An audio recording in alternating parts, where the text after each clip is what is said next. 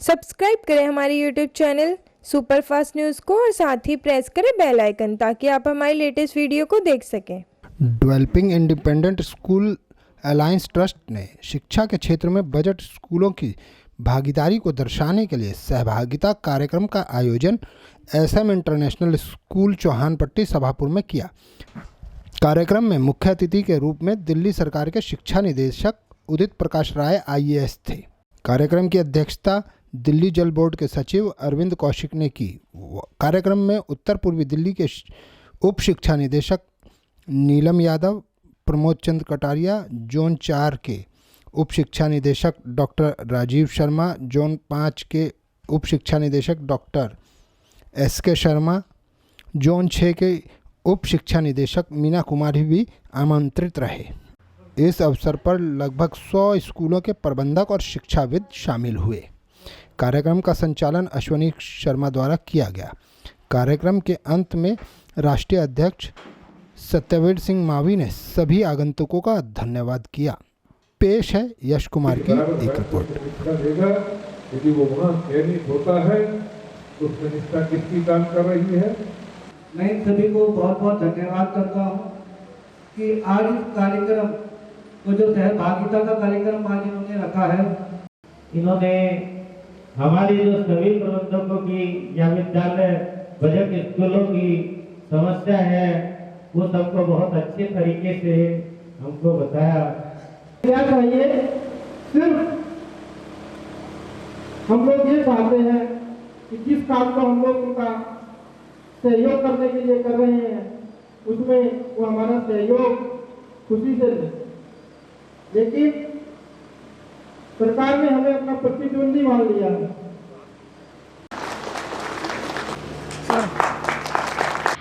सहभागिता कार्यक्रम में मैं आज की सभा के अध्यक्ष माननीय अरविंद कौशिक जी, हमारे मुख्य अतिथि माननीय उदित प्रकाश जी, शिक्षा निदेशक दिल्ली सरकार का हार्दिक अभिनंदन करता हूँ और उपस्थित सभी विद्यालय संचालकों का और सभी पूर्वजनों का धन्यवाद करता हूँ कि आप कितने समय से बड़ी सहन शक्ति के साथ बैठे रहे। प्रबंधक हैं और हमारे बीच राज्यपाल कथाना जी हैं जिन्होंने इतना।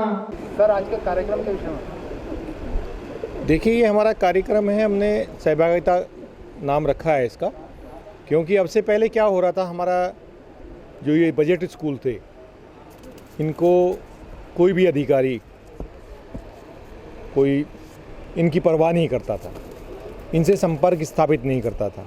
हम लोग अपने आप को बड़ा वंचित समझते थे।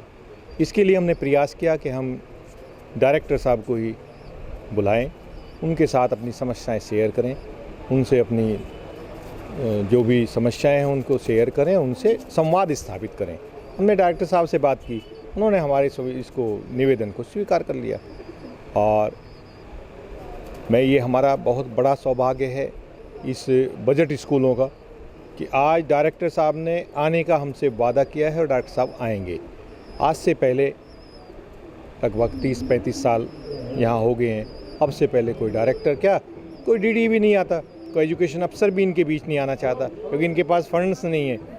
तो हमने इस तरह से ये प्रोग्राम रखा और ये सब निजी विद्यालयों के लिए, बजट स्कूलों के लिए बड़े सौभाग्य की और ये गर्व की बात है कि हम अपना सीना उठाकर चौड़ा कर चल सकते हैं। डायरेक्टर साहब आएंगे तो कुछ हम अपील करेंगे डायरेक्टर साहब से, हमारी कुछ समस्याएं हैं, हम उनको चाहेंगे कि हमारी उन समस्याओं को वो निवारण करें। एक तो हमारी बहुत सारी मान्यता की बहुत सारी फाइलें हैं जो पेंडिंग पड़ी हैं, हम कहेंगे उनसे उनको मान्यता। हमारी खास समस्या है EWS रिम्बर्समेंट की, हमारी खास समस्या है स्कूलों को मान्यता न मिलने की। तो ये हमारी बहुत अहम मुद्दे हैं। कितनी फाइलें होंगी जो अब तक मान्यता की लटकी होंगी? देखिए, मान्यता की हमारी 100 फाइलें तो इकट्ठी ऐसी लटकी हुई हैं जो नई फाइलें हैं, और कम से कम 300 फाइलें जो है जो जिनका एक्सटेंशन होना है वो इस तरह की लटकी हुई हैं। अच्छा, दिल्ली सरकार ने जो पब्लिक स्कूलों की जो एक डिमांड थी कि फीस ना बढ़ाएं, तो वो पब्लिक स्कूल डिमांड लगातार कर रहे हैं कि उन्हें फीस बढ़ाने की अनुमति दी। जी हाँ, गवर्नमेंट फ़ीस बढ़ाने नहीं दे रही है गवर्नमेंट, और हम खर्चे पूरे नहीं कर पा रहे हैं पुरानी फ़ीसों में। 3-4 साल से फ़ीस नहीं बढ़ी है, तो हम बार हमारी ये डिमांड है और हमारी फ़ीस बढ़ाई जाए। दूसरा, इस कोरोना काल में तो हमने फ़ीस भी नहीं आई और गवर्नमेंट ने डायरेक्शन भी दे दी है कि आप एनुअल चार्ज भी नहीं लेंगे, जबकि हम पूरे जो एनुअल चार्ज से जो खर्चा होता है वो होता है बिजली पर, पानी पर, मेंटेनेंस पर, और बिजली का पूरा हम बिल दे रहे हैं, कॉमर्शियल बिल दे रहे हैं, पानी का कॉमर्शियल बिल दे रहे हैं, और पूरी मेंटेनेंस भी हमें स्कूलों को करनी पड़ी है, खर्चे भी करने पड़ रहे हैं। लेकिन गवर्नमेंट कहती है कि आप एनुअल चार्ज नहीं लेंगे फ़ीस के अलावा, और फीस भी हमें पेरेंट्स नहीं दे रहे हैं। कोई आर्थिक पैकेज की मांग की है आपने कोई सरकार से? आर्थिक पैकेज की हमने मांग की थी, लेकिन गवर्नमेंट ने कोई इस पर गौर नहीं की। गवर्नमेंट ने कहा गवर्नमेंट ही खुद तंगी में है, हम आर्थिक पैकेज कैसे देंगे आप लोगों को। गार्जियनों के लिए कुछ कहना चाहेंगे? हैं गार्जियनों के अपने बच्चों की ऑनलाइन क्लासेस चल रही हैं, हम ऑनलाइन क्लासेस भी दे रहे हैं। ऑनलाइन क्लासेस भी नहीं है तो हम वर्कशीट देकर हम उनका पूरा करा रहे हैं, उनका कहीं पूरा ना रहे। हम तो हमारी संस्था मिलके और हमारे ये बजट स्कूल मिलके घर घर जाकर उनको वर्कशीट दे रहे हैं, और हम तो यही कहना चाहेंगे गार्जियन अपने बच्चों की फ़ीस भी जमा करें और उनको एक नैतिक जिम्मेदारी भी सिखाएं। ये एक नैतिक मूल्यों की कमी है। बच्चा भी देखता है कि हमारे बाप ने हमारी फ़ीस नहीं दी तो ये क्या, ये तो कोई भी कर लेगा, तो वो एक नैतिक मूल्यों की जो उसमें कमी रह जाती है। तो हम यही कहेंगे कि अपने बच्चों की पढ़ाई पर ज़्यादा से ज़्यादा खर्चा करने का प्रयास करें। चाहे आप एक रोटी कम खा लें, आप चटनी से खा लें, जैसे हमारे अभी वक्ता ने कहा था, लेकिन अपनी बच्चों की पढ़ाई पर कटौती ना करें। और हमने अपने बिंदु जो रखे हैं उसमें कुछ बिंदु हैं, जैसे कि हमारी जो अपग्रेडेशन की फ़ाइलें हैं उनको जल्दी से जल्दी उनको आगे बढ़ाया जाए। जो विद्यालय और उनके छात्र उनको रिकॉग्निशन ना मिलने के कारण परेशान है, उनकी वो समस्या का हल हो। दूसरा, हम लोगों ने रखा है EWS रिम्बर्समेंट, जो पिछले वर्ष समय से नहीं हो पाया था, इस वर्ष थोड़ा जल्दी हो। तीसरा, हमने रखा है कि जो एंट्री लेवल है स्कूलों का, अधिकांश स्कूल नर्सरी क्लासेस चला रहे हैं, बट एंट्री लेवल जो है फर्स्ट क्लास से है, तो उनका एंट्री लेवल नर्सरी से किया जाए। इससे फ़ायदा यह होगा कि जो EWS का बच्चा फर्स्ट क्लास में जाके एडमिशन लेता है, 2 साल नर्सरी और KG क्लास वो फ़ीस दे के पढ़ता है, तो उसको नर्सरी से ही वो सुविधा उपलब्ध हो जाएगी।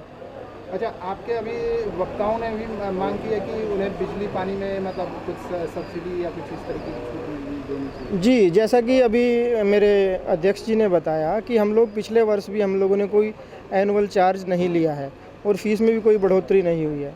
बावजूद इसके सभी विद्यालय लगातार कमर्शियल इलेक्ट्रिसिटी पे कर रहे हैं, जल बोर्ड का बिल पे कर रहे हैं, हाउस टैक्स पे कर रहे हैं। तो हम ये जो है सरकार से डिमांड करते हैं कि जब आपने हमारी जो एनुअल चार्ज वगैरह के लिए मना कर दिया है कि जब तक फिजिकली स्कूल नहीं खुलेंगे तब तक आप नहीं ले सकते, तो उसमें हमें थोड़ी राहत दी जाए। अच्छा, बात करें ऑनलाइन शिक्षा की, तो हर नॉर्थ ईस्ट में खास तौर से हर बच्चे पर मोबाइल नहीं है। ऑनलाइन शिक्षा के लिए क्या कोई सक्षम है नहीं है? जी हाँ, वो समस्या भी हम लोगों के सामने आई है, क्योंकि हम निरंतर बच्चों के और बच्चों के अभिभावकों के साथ लगातार संपर्क में हैं। तो हमने उनके लिए एक तो ये रखा है, जैसा हमारे सामने समस्या आई कि एक घर में अधिकतर एक ही एंड्रॉयड फ़ोन होता है, तो हमने बच्चों की क्लासेस का टाइम जो है वो अलग अलग थोड़ा किया, जिससे कि उनको एक ही फ़ोन से 2 बच्चे क्लास ले सके। उसके बाद हमने ये कहा कि यदि किसी के पास एंड्रॉयड फ़ोन नहीं है तो वो स्कूल से आगे वर्कशीट कलेक्ट कर सकता है। उसका हमने एक विंडो अपने स्कूल में बना दिया है, वर्कशीट हम प्रिंट करके उनको दे रहे हैं, जिसको बच्चा घर पे कर सकता है।